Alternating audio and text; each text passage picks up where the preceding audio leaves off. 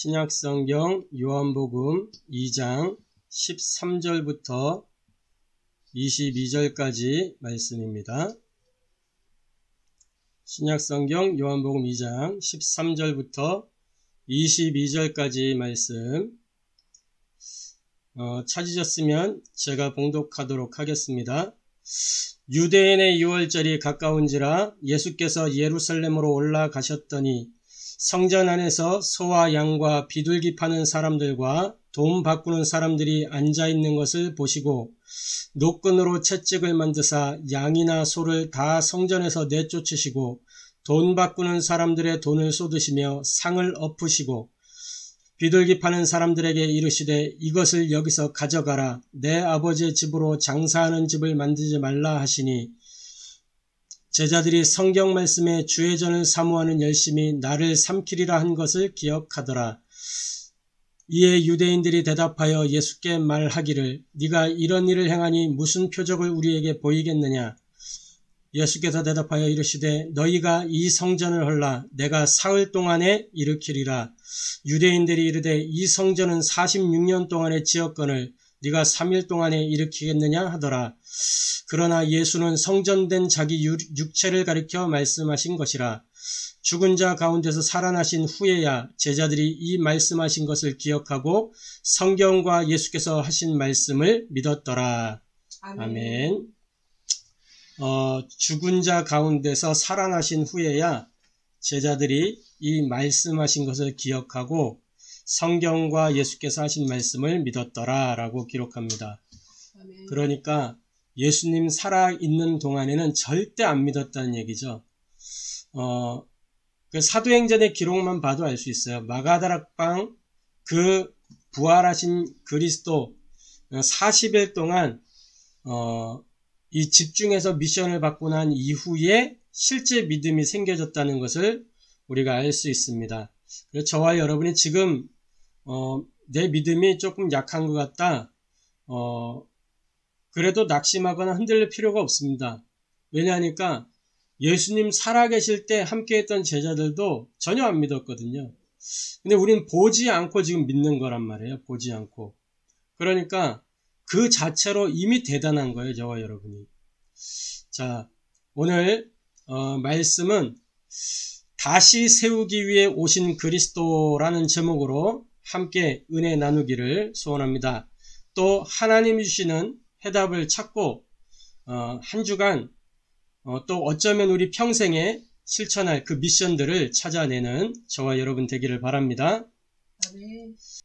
일단 서론적으로 우리 지난 주간의 말씀이 이 인생의 주인을 바꾸라는 메시지였죠. 우리 인생의 주인을 바꾼다는 것은 무슨 의미냐? 결국에는 양다리 걸치지 말라는 거죠. 양다리 걸치지 말고 그리스도 복음으로 오직이 되라는 것입니다. 즉 다시 말해서 다른 각도로 조금만 주인을 바꾼다는 것을 다른 각도에서 보면 이제는 율법에 묶인 그런 종의 삶을 살지 말고 진리 안에서의 자유, 복음으로 자유한 그 인생을 누리라는 겁니다. 하나님 자녀의 삶을 살라는 겁니다. 그게 주인을 바꾼다는 의미예요. 종의 삶이 아니라 자녀의 삶으로. 로마서 8장 15절부터 17절에 이렇게 기록을 하고 있어요. 뭐라고 기록을 하고 있냐면 너희는 다시 무서워하는 종의 영을 받지 아니하고 양자의 영을 받았으므로 우리가 아빠 아버지라고 부르짖느니라. 우리가 하나님을 아빠 아버지라고 부를 수 있게 됐다 그랬어요. 자, 그러면서 16절에 성령이 친히 우리의 영과 더불어 우리가 하나님의 자녀인 것을 증언하시나니 자녀이면 또한 상속자 곧 하나님의 상속자요 그리스도와 함께한 상속자니 우리가 그와 함께 영광을 받기 위하여 고난도 함께 받아야 할 것이니라. 그렇기 때문에 진리 안에서 자유한 인생 살라는 것입니다. 자녀로서의 삶. 자녀는 자유하잖아요. 묶여있지 않습니다. 자녀는. 그래서 요한복음 8장에 보면 이런 말씀이 있어요. 요한복음 8장 31절 32절에 그러므로 예수께서 자기를 믿은 유대인들에게 이르시되 너희가 내 말에 거하면 참으로 내 제자가 되고 진리를 알지니 진리가 너희를 자유롭게 하리라. 지금 자기를 믿은 유대인들에게 하시는 말씀이에요. 유대인들의 각인뿌리 체질은 뭐냐면 율법이란 말이죠. 이 율법의 틀에 갇혀서 율법을 지키는 것이 전부라고 생각을 해요. 그게 구원의 기준이라고 생각을 해요. 율법의 조항이 613개입니다. 이 613개를 다 지킬 수 있냐? 다 지킬 수 있을 것 같아요? 그런데 유대인들은 그걸 목표로 살고 있거든요. 그러니까 그게 안 되기 때문에 지금도 뭐냐? 양 잡고 피를 뿌리고 그런 일을 하고 있는 거예요. 회개해야 되니까. 613개 율법 조항.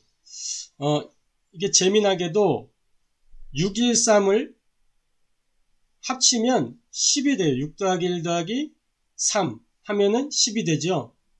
율법의 핵심은 10계명이에요. 10계명. 10가지 계명이란 말이죠. 그게 율법의 핵심이에요.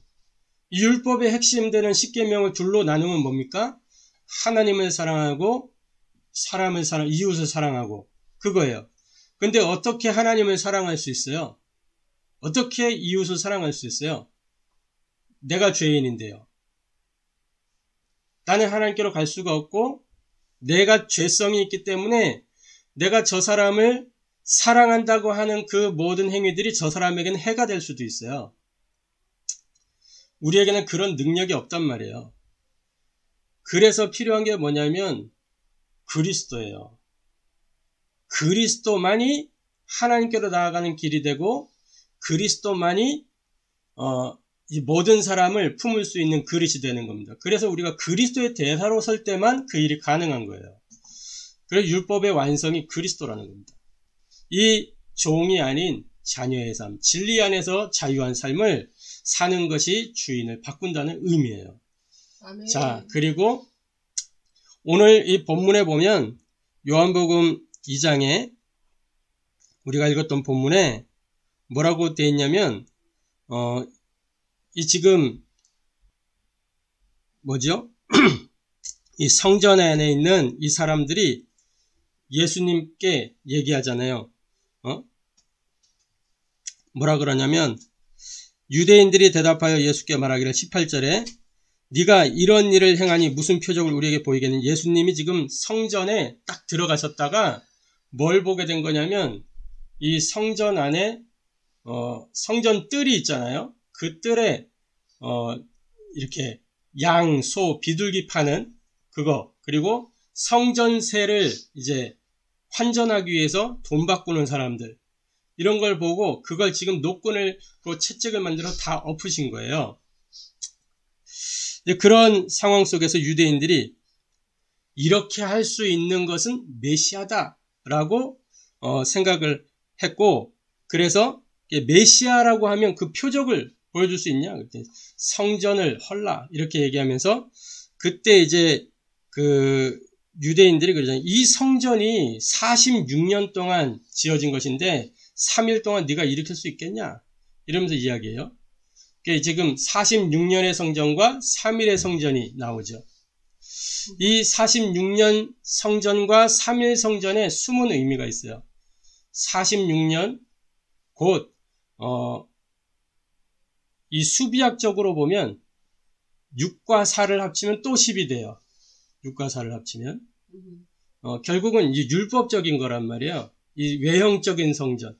지금 예수님이 성전이란 단어를 사용하실 때에 그 건물 성전을 향해서는 히브리어로 히에론이라는 단어를 썼어요. 그거는 외형적인 성전, 그 성전들을 포함하고 있는 이 울타리, 건물적인 개념의 성전, 그걸 이야기하는 거예요.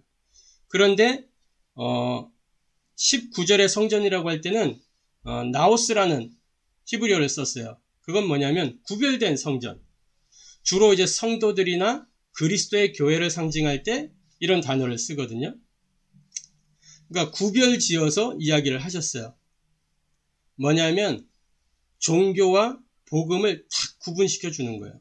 이 46년 성전과 3일 성전의 숨은 의미고 근본적인 차이가 뭐냐면 결국은 생명이 있냐 없냐라는 거고 종의 것이냐 자녀의 것이냐라는 거예요. 주인을 바꾼다는 건 뭐냐면 율법에 묶인 것이 아니라 복음으로 들어오는 게 주인을 바꾼다는 거예요. 그리고 더 근본적으로 나아가면 주인을 바꾼다는 것은 예수님이 이런 말씀을 하셨어요.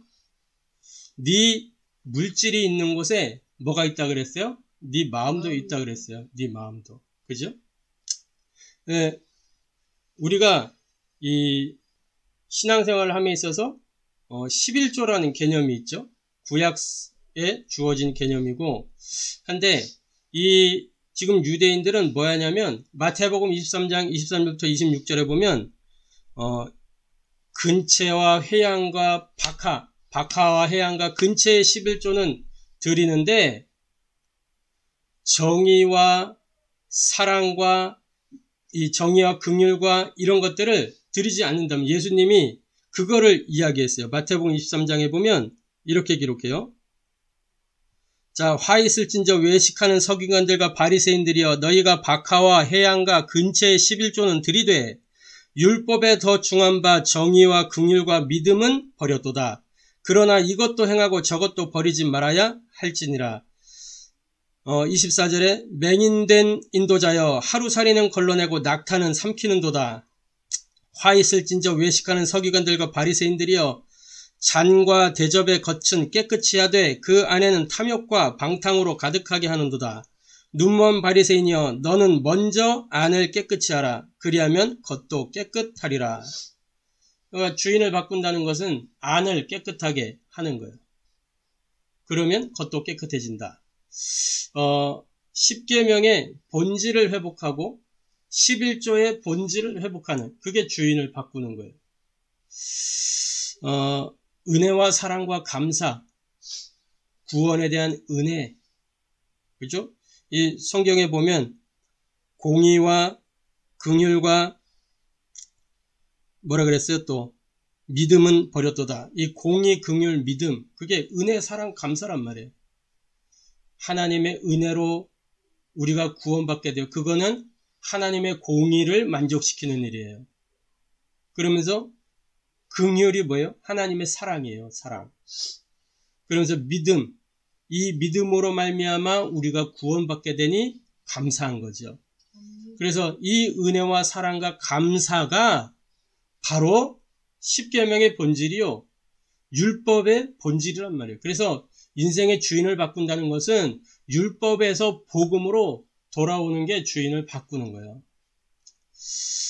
저와 여러분이 이 축복을 누리게 되기를 바랍니다. 자, 그래서 첫 번째로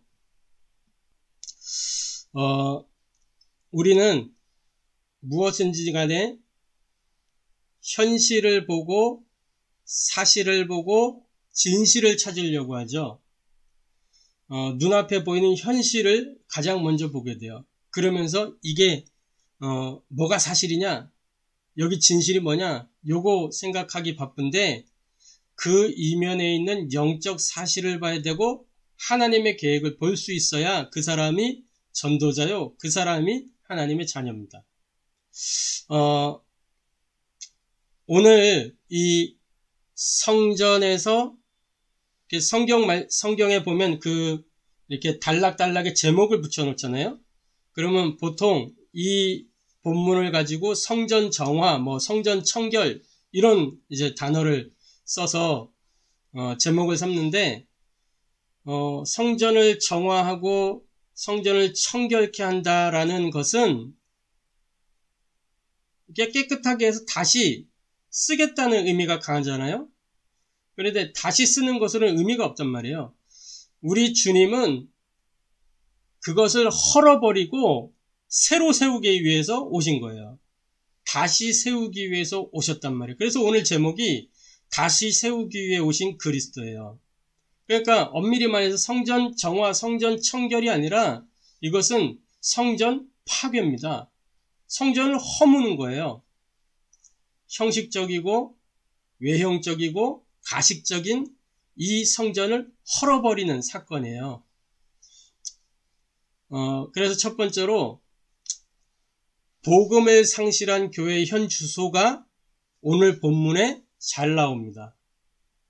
복음 상실한 교회의 현 주소 뭐냐?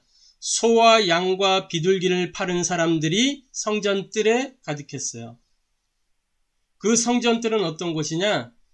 이방인들이 혹 내가 하나님을 알고 싶고 하나님을 만나고 싶어서 이제 유대인의 성전에 이렇게 들어와서 그것을 보고 거기에서 이렇게 자기가 하나님 믿겠다 할 때 이렇게 하나님의 말씀을 듣도록 하는 곳이에요. 자, 그리고 이 과부의 뜰, 아이들의 뜰 있었단 말이에요. 고아와 가부, 지난번에 우리 말씀 나눴었죠? 고아와 가부는 뭐예요?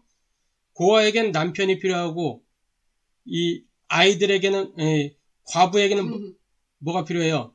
과부에게는 남편이 필요하고 고아에게는 아버지가 필요한 거예요. 고아, 가부. 그러니까 하나님 만나야 되는 사람들이에요. 그 하나님 만나야 되는 사람들이 그 자리에 와서 하나님의 말씀을 듣고 치유되고 회복되고 힘을 얻고 그렇게 돌아갈 수 있도록 그 자리란 말이에요. 치유의 자리요, 회복의 자리요, 변화의 자리가 그 자리예요. 구별된 자리. 근데 그 자리를 싹 없애버리고 거기에서 소와 양과 비둘기를 팔고 있었어요. 이 소와 양과 비둘기는 뭐예요? 이제 재물이라면 재물. 이 절기가 되면 이제 개인마다 자기 양과 자기 소와 자기 비둘기를 가지고 이제 돈이 많은 사람들은 소를, 돈이 조금 적으면 없으면 비둘기를 이렇게 그걸 가지고 와서 이제 그걸 잡고 죄 용서를 받고 그렇게 가는 거란 말이죠. 그런데 이제 구약 지금 요 시대도 아직 예수님이 십자가를 지시기 전이에요. 그러니까 무슨 시대냐면 구약의 시대예요. 구약의 시대.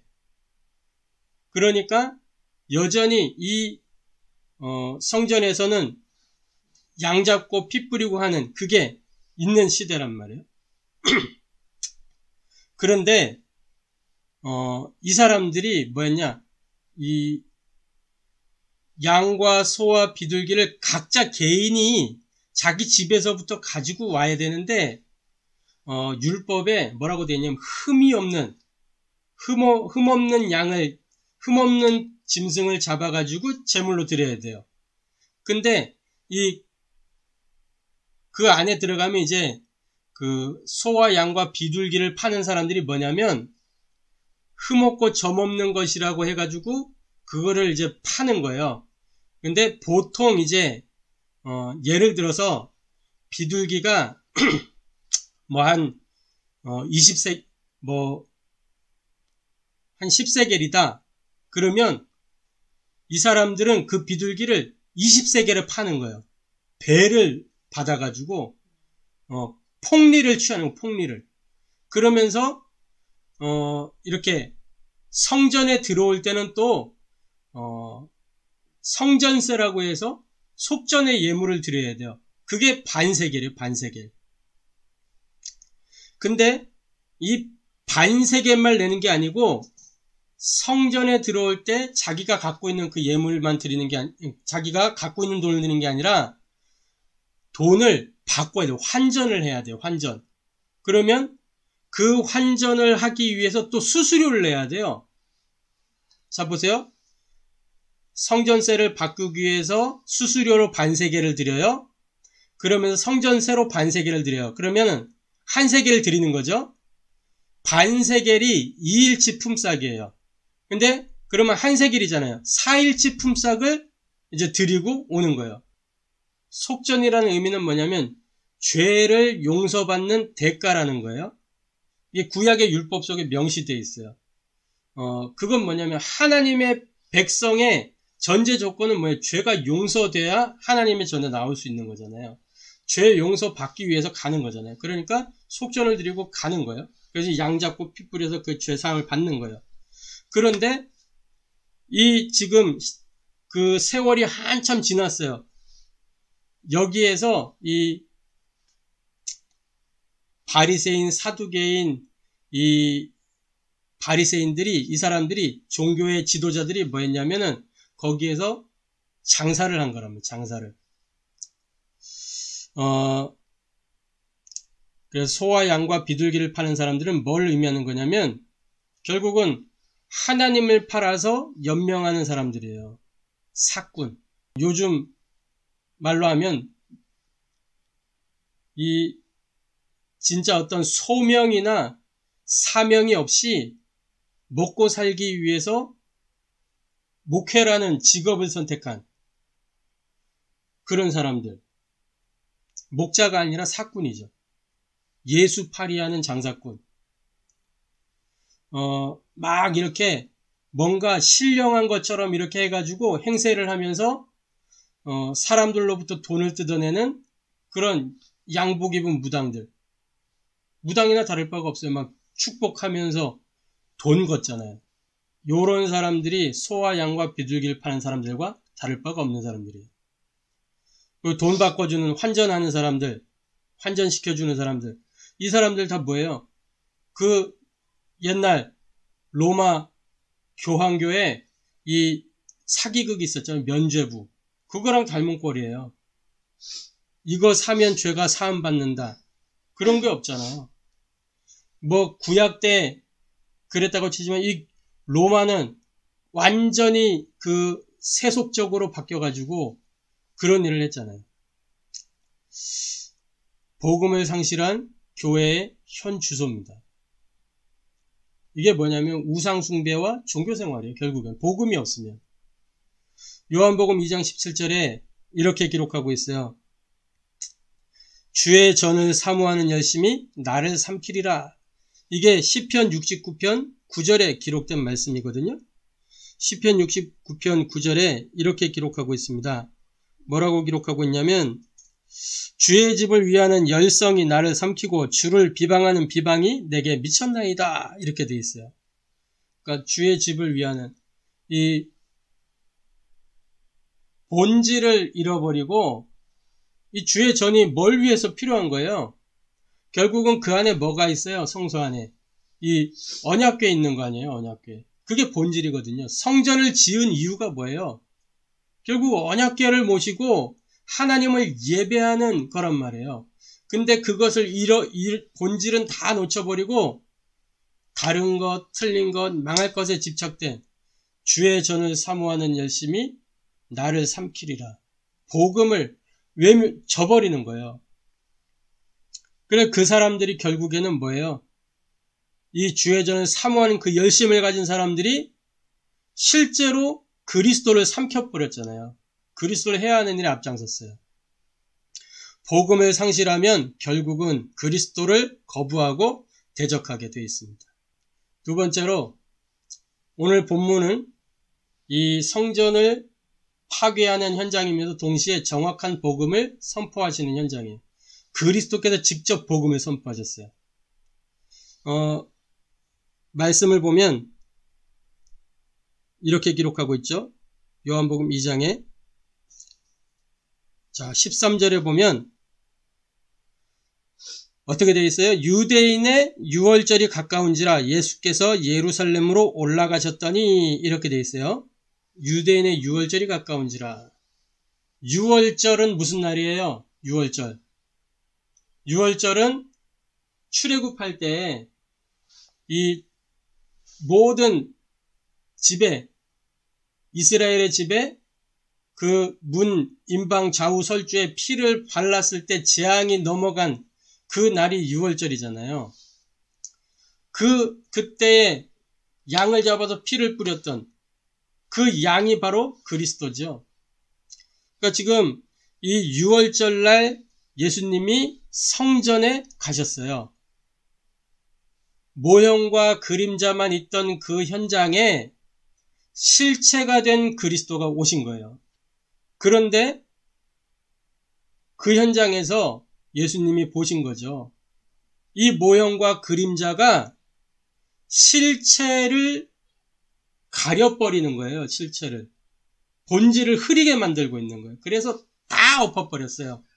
유월절의 목적이 뭐예요? 구원이란 말이에요. 구원. 근데 구원의 길을 다 막아버리고 형식과 격식과 이런 것에만 갇혀있기 때문에 다 엎어버린 거예요. 그리고 새로 세우시려고 하시는 겁니다. 요한복음 2장 19절에 이 성전을 헐라 사흘 동안 일으키리라. 이 말이 무슨 말이에요? 결국은 십자가의 죽음과 무덤에서의 부활을 말씀하고 있는 겁니다. 19절에 예수께서 대답하여 이르시되 너희가 이 성전을 헐라 내가 사흘 동안에 일으키리라. 20절에 유대인들이 이르되 이 성전은 46년 동안 지었거늘 네가 3일 동안 일으키겠느냐 하더라.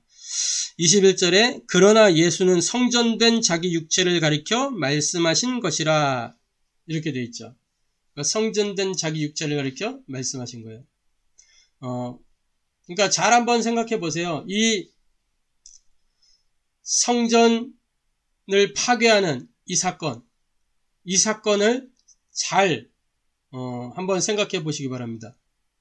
유대인들의 유월절 어린 양으로 바쳐지는 그 제물들이 있고 그 제물이 바쳐지는 그 성전에 진짜 대속제물로 오신 그리스도가 딱 만나지는 현장이었어요.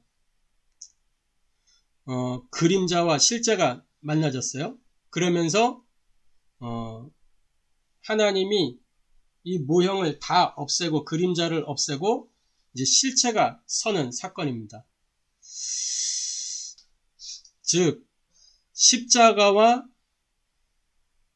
부활을 지금 예수님이 이 유대인들에게 설명한 거예요. 성전을 헐라 사흘 만에 일으키리라.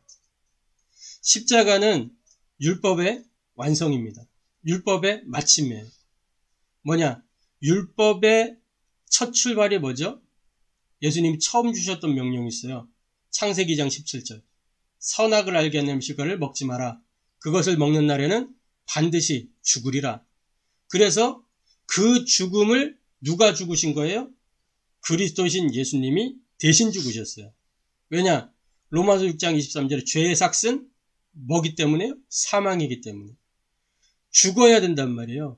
근데 그 죄를 지고 예수님이 대신 죽으셨어요. 대속의 제물로. 그래서 모든 율법의 완성이에요. 그러면서 이 율법의 본질이 뭐예요? 율법의 본질은 하나님을 향하도록 만드는 몽학선생이란 말이에요. 하나님께로 안내하는 길이에요. 길잡이. 그런데 예수님 뭐라고 했어요? 요한복음 14장 6절에 내가 곧 길이요 진리요 생명이니 이렇게 말씀하세요. 율법의 본질이란 말이에요. 예수님이. 십자가의 죽음과 무덤에서의 부활은 율법의 완성이요 율법의 본질입니다. 정확한 복음이 그 성전의 현장에서 유월절 그날의 현장에서 선포됐어요. 예수님이 그 자리에서 형식과 격식과 율법에 찌들은 모든 것을 허물어버리고 다시 일으켜 세우시는 것입니다. 의미와 본질을, 복음의 본질을 회복시키는, 율법의 의미를 회복시키는 겁니다. 근데 그때까지는 제자들이 몰랐어요. 나중에 언제 알았다 그랬어요? 부활하신 이후에야 그것을 믿었다 그래서 그 말을.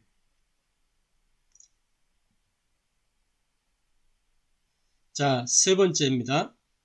지금은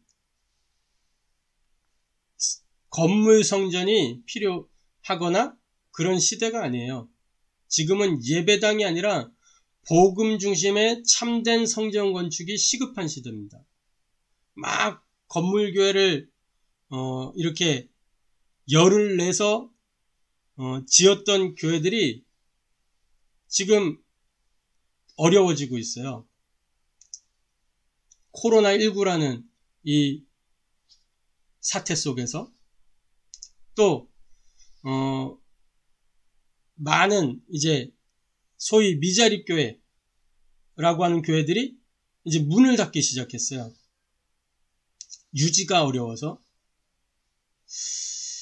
그런데 이 코로나19가 어떤 이들에게는 위기가 될 수 있고 재앙이 될 수 있지만 정말 복음을 가진 우리에게는 진짜입니다. 본질 회복의 기회요, 시간표예요. 정확한 복음 속으로 들어가는 기회란 말이에요. 하나님이 경고로 주시는 건지도 몰라요. 본질 회복하라고. 복음 회복하라고 주시는 거예요. 그러니까 막 3,800억 들여서 예배당 지으면 뭐하냐고요. 이 비대면 시대가 되면서 교회당 안에 뭐 인원 제한 딱 해가지고 점점 힘들어지고 있는데, 그래서 저와 여러분은 건물교회 아니라 진정한 성전 건축을 해야 돼요. 어떤 게 진정한 성전 건축이냐?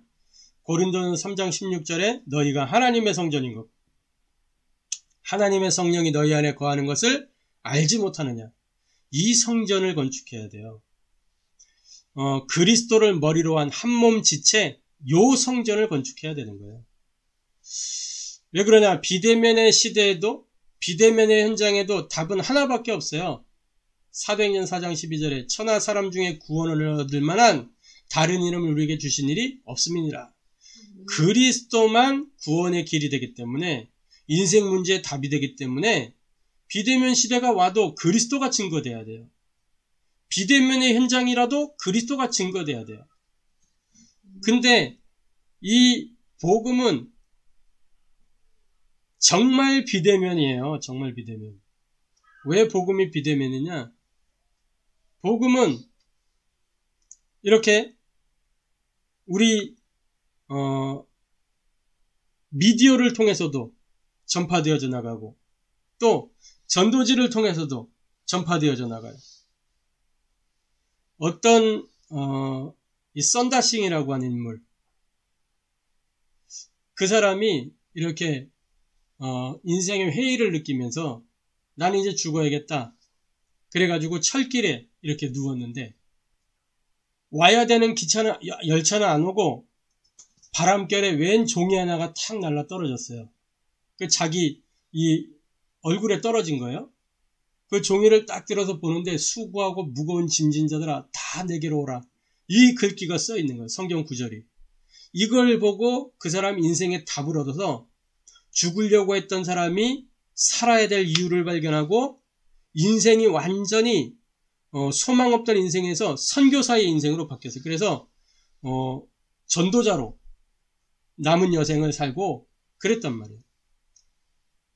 비대면의 사역이라니까. 비대면의 사역. 종이 한 장에 날아가서 딱 붙었어요. 그 종이 한 장을 누가 그 이마에 딱 갖다 붙였을까?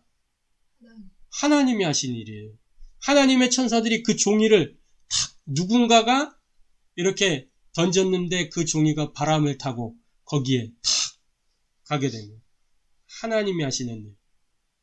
그러니까 우리의 사역이 대면 사역인 것처럼 보이지만 그게 아니에요. 역사는 비대면으로 일어난다니까요. 그리고 우리가 하는 이 말 있죠? 이걸 타고 뭐가 전달되는 거예요? 성령의 역사가 전달되는 거예요. 예수님, 부활하신 예수님이 이랬잖아요. 제자들, 낙심하여 가는 제자들에게 뭐라 그랬어요? 숨을 내쉬며 이르시되 성령을 받으라. 우리 말 한마디 한마디가 성령의 바람이에요. 그래서 그 듣는 사람이 생명을 얻는 거예요. 그래서 복음 중심의 참된 성전 건축, 내 개인이 교회가 되어야 되겠고 저와 여러분의 가정이 교회가 되어야 되겠습니다. 참 교회 운동이 시작돼야 돼요. 사도행전 16장 15절에 나를 주 믿는 자로 알거든 내 집에 들어와 유하라. 그리고 강권하여 머물게 하는, 거기서 그 가정에 교회 운동이 일어났잖아요.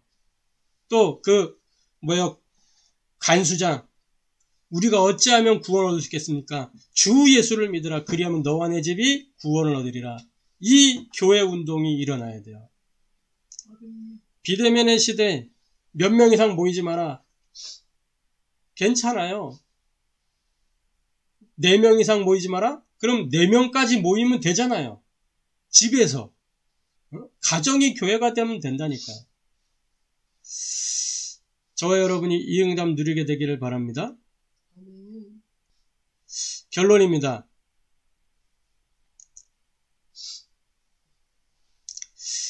날마다 나를 성전으로 건축하는 그 삶 속으로 들어가게 되기를 바랍니다. 날마다 나를 성전으로 세우는 그 삶이 사모늘의 삶이에요. 에베소서 4장 15절 16절에 뭐라고 기록하고 있냐? 이렇게 기록하고 있어요. 에베소서 4장 15절 16절 오직 사랑 안에서 참된 것을 하여 범사에 그에게까지 자랄지라. 그는 머리니 곧 그리스도라. 그에게서 온 몸이 각 마디를 통하여 도움을 받음으로 연결되고 결합되어 각 지체의 분량대로 역사하여 그 몸을 자라게 하며 사랑 안에서 스스로 세우느니라. 요한복음 2장 19절에는 사흘 만에 다시 열겠다 말씀하셨고요. 다시 세우겠다 말씀하셨고, 고린도전서 6장 19절 20절에 이렇게 기록하고 있어요. 뭐라고 기록하고 있냐면 너희 몸은 너희가 하나님께로부터 받은 바 너희 가운데 계신 성령의 전인 줄을 알지 못하느냐. 너희는 너희 자신의 것이 아니라 값으로 산 것이 되었으니 그런즉 너희 몸으로 하나님께 영광을 돌리라. 무슨 말입니까?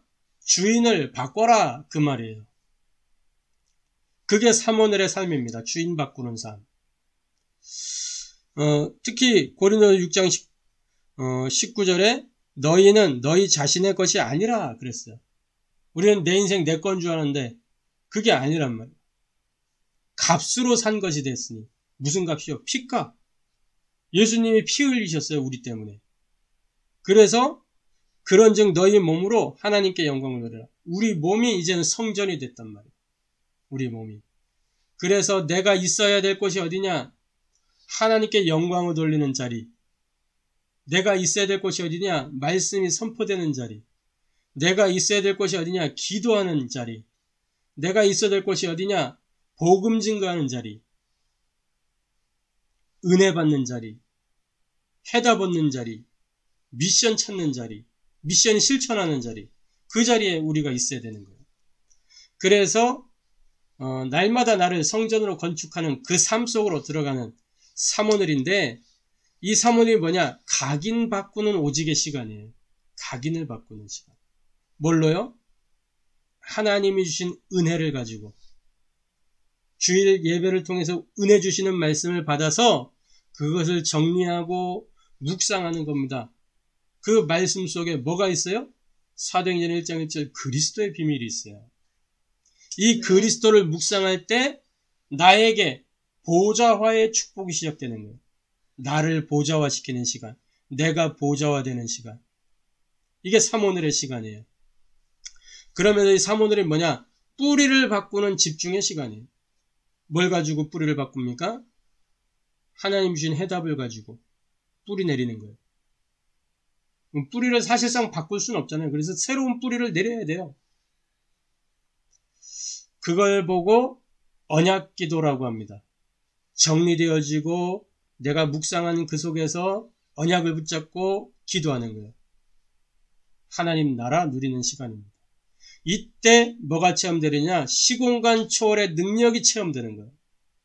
우리가 언약을 붙잡고 기도할 때, 내 소원을 가지고 기도할 때가 아니라 언약을 붙잡고 기도할 때 하늘의 천사가 움직여서 흑암의 세력이 결박되고 그 자리에 하나님 나라가 임하게 되는 겁니다. 나를 날마다 성전으로 건축하는 삶. 어떤 삶이냐? 체질 바꾸는 지속의 시간이에요. 사모늘. 뭘 가지고 체질 바꾸는 거죠? 하나님 주신 미션 가지고요. 작은 실천을 날마다 쌓아가는 겁니다. 작은 실천을.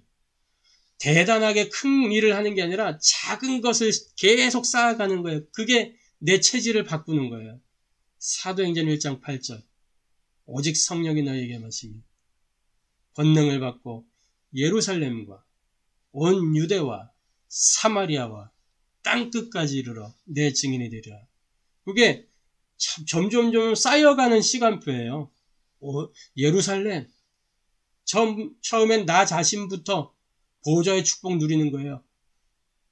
온 유대. 그럼 내 만남. 사마리아. 땅끝 확산되어 가는 거예요. 이걸 통해서 현장에 나의 5 기초에 237의 빛이 임하게 되는 겁니다. 우리 주님은 가짜, 거짓된 것 이런 거를 싹 무너뜨리고 다시 세우기 위해 이 땅에 오셨습니다.